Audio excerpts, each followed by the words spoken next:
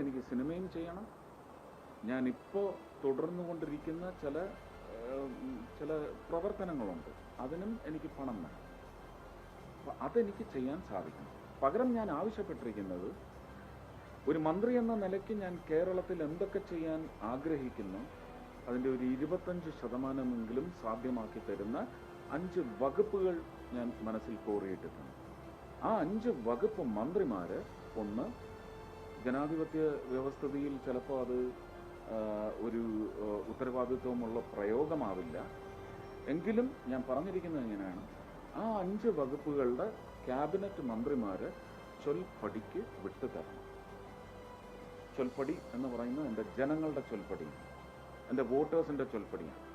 എനിക്ക് തൃശ്ശൂരിന് വേണ്ടി അവരെന്നെ തിരഞ്ഞെടുത്തു എന്ന് ഞാൻ വിശ്വസിക്കില്ല. തിരഞ്ഞെടുക്കപ്പെട്ടാൽ കേരളത്തിന് വേണ്ടി എന്ന് തന്നെയാണ്.